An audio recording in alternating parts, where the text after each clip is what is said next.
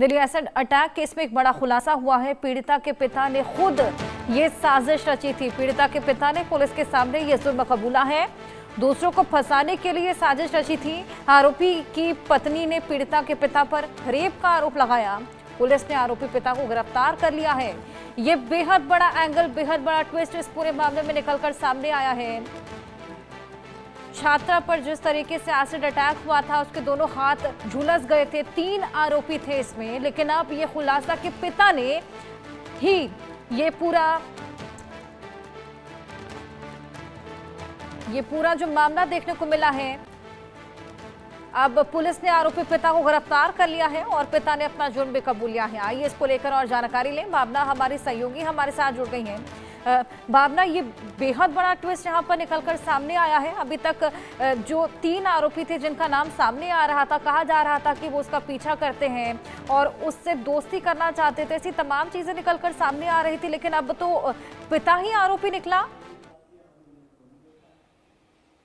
जी, ये बात बिल्कुल सही है। डीयू छात्रा के ऊपर एसिड अटैक की घटना जिस तरीके से सामने आई थी, कहीं ना कहीं वो घटना दिल्ली पुलिस की आंखों में जो है, दिल्ली पुलिस की नज़र में जो है खटकती हुई नजर आ रही थी। तमाम तफ्तीश करने के बाद जो सच्चाई सामने आई, उसको सुनकर सभी की सभी जो है वो हैरान होते हुए नजर आए। चूंकि जो पीड़िता ने आरोप लगाया था कि उसके ऊपर जितेंद्र और उसके 2 साथियों ने एसिड अटैक किया है, पुलिस की छानबीन में कहीं ना कहीं वो सब चीजें पलट होती नजर आई। चूंकि जब जितेंद्र और उसके साथियों की लोकेशन निकाली गई तो वो करोल बाग के अपार्टमेंट में पेंट के काम के लिए गए हुए थे और जितेंद्र की लोकेशन भी वहीं पर जो है वो पाई गई। और साथ ही साथ अगर उसके दोनों साथियों की बात की जाए, ईशान और अरमान की, तो उनकी लोकेशन जो है आगरा की पाई गई। और वहीं अगर इस पूरे मामले में देखा जाए तो जिस तरीके से जितेंद्र की पत्नी ने पीड़िता के पिता के ऊपर, अखिल के ऊपर जिस तरीके से आरोप लगाए हैं, तो कहीं ना कहीं अब ये सच्चाई सामने आई है कि उन आरोपों को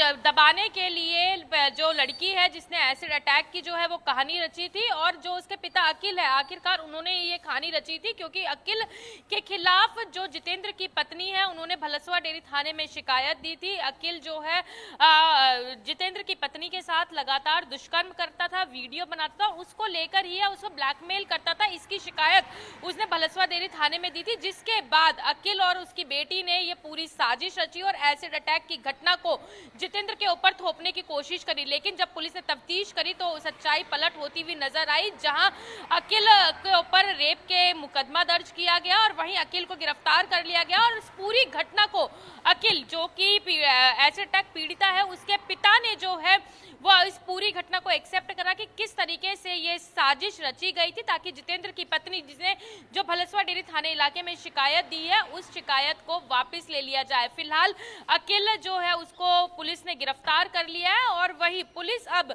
जो विक्टिम, जिसने एसिड अटैक का ये पूरा षड्यंत्र रचा था, तो उसके खिलाफ भी कार्रवाई करने जा रही है, उसके खिलाफ भी मुकदमा दर्ज किया जाएगा। देखा जाए तो इस पूरे मामले में माफी चाहूंगी कि तमाम चीजों को देखते हुए जो है पुलिस ने हर चीज को नोटिस करते हुए पुलिस ने जो है इस मामले में कार्रवाई करती हुई नजर आई। चूंकि ये बताया जा रहा है, जिस तरीका से पीड़िता ने आरोप लगाया था कि उसके ऊपर जितेंद्र और उसके साथियों ने एसिड अटैक करा, तो आखिरकार चेहरे पे जब एसिड अटैक करने का प्रयास किया गया तो पीड़िता के हाथ हथेली से कैसे चले, बाहर की साइड से क्यों नहीं चले। वहीं फॉरेंसिक टीम जब मौके का मुआयना करने पहुंची तो केवल फर्श, सड़क पे ही जो है एसिड अटैक पाया गया। अगर एसिड से कोई अटैक करे तो कहीं ना कहीं पीछे की दीवार पर जो है किसी भी तरीके के एसिड के सैंपल्स नहीं मिले। तो तमाम चीजें जो है वो शक के घेरे में होती नजर आई, जिसके बाद दिल्ली पुलिस ने इस मामले का खुलासा किया और अखिल, जो कि मुख्य आरोपी है इस मामले में, उसको गिरफ्तार कर लिया है। बिल्कुल, लेकिन अभी तक भावना क्या मंशा रही ये नहीं साफ हो पाया और बताया जा रहा है कि आरोपी पिता के ऊपर रेप का भी आरोप लगा हुआ है। जी देखिए, मैं आपको बता दूं, जितेंद्र की पत्नी जो है वो अखिल, जो आरोपी पिता है, उसकी फैक्ट्री में काम करती थी और अखिल उसके साथ जबरन जो है शारीरिक संबंध बनाता था, उसको ब्लैकमेल, और उस दौरान वो वीडियो और फोटो भी क्लिक करता था, जिसको लेकर जो जितेंद्र की पत्नी है उसे ब्लैकमेल किया जाता था। और इस पूरे मामले को लेकर इस घटना से पहले जितेंद्र की पत्नी ने भलसवा डेयरी थाने में अखिल के खिलाफ शिकायत को जो है ये षड्यंत्र रचा था, जिसके बाद अब इस बिल्कुल। छुपाने के लिए किस तरीके से जो जितेंद्र है उसको फंसाने की कोशिश की गई थी कि ताकि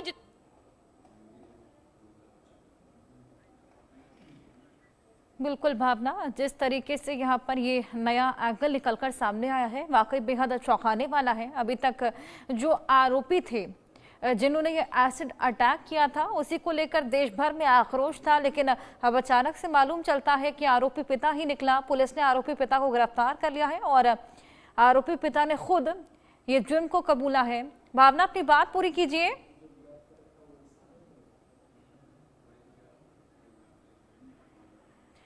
भावना, आप मुझे सुन पा रही हैं? जी जी, अपनी बात पूरी कीजिए। जी देखिए, मैं आपको बता दूं कि कहीं ना कहीं जिस तरीके से ये आरोपों का खुलासा हुआ उसके बाद पुलिस ने अखिल को गिरफ्तार कर लिया है और उससे आगे की पूछताछ भी जो है जारी है। वहीं जो अखिल की बेटी ने जिस तरीके से एसिड अटैक का आरोप लगाया था उसको देखते हुए जो जितेंद्र के साथी हैं उनको भी पुलिस ने लोकेट कर लिया है और आगे की पूछताछ करने के लिए कहीं ना कहीं थाने में बुलाया गया। ये कहा जा सकता है कि जिस तरीके से एसिड अटैक को लेकर जहां डीयू छात्र आक्रोश करते हुए नजर आ रहे थे वहीं तमाम जगहों पर भी आक्रोश देखने को मिल रहा था, क्योंकि एक बहुत बड़ी घटना मानी जाती है जब महिला के ऊपर किसी तरीके का एसिड अटैक होता है तो कहीं ना कहीं तमाम सवाल उठते हुए नजर आते हैं। लेकिन फिलहाल जो स्थिति देखी जा रही है वो ये देखी जा रही है कि अपने पिता को ही आरोपों को छुपाने के लिए किस तरीके से डीयू छात्र और उसके पिता ने ये षड्यंत्र रचा था, एसिड अटैक की कहानी रची थी, जिसका कि अब खुलासा हो चुका है। फिलहाल अखिल के ऊपर रेप के साथ तमाम धाराओं में जो है वो मुकदमा दर्ज हो गया है और पुलिस इस पूरे मामले में आगे की जांच भी कर रही है। बिल्कुल, वाकई भावना, ये यकीन कर पाना बेहद मुश्किल कि पिता ही आरोपी निकला, अपनी बेटी के ऊपर इस तरीके से एसिड अटैक करवाना वाकई ये बेहद चौंकाने वाली और बेहद शर्मनाक घटना भी इसको कहा जा सकता है। क्या कुछ इसमें जांच पड़ताल चल रही है, आप नजर बनाए रखिएगा। फिलहाल बहुत शुक्रिया ये तमाम जानकारियां साझा करने के लिए।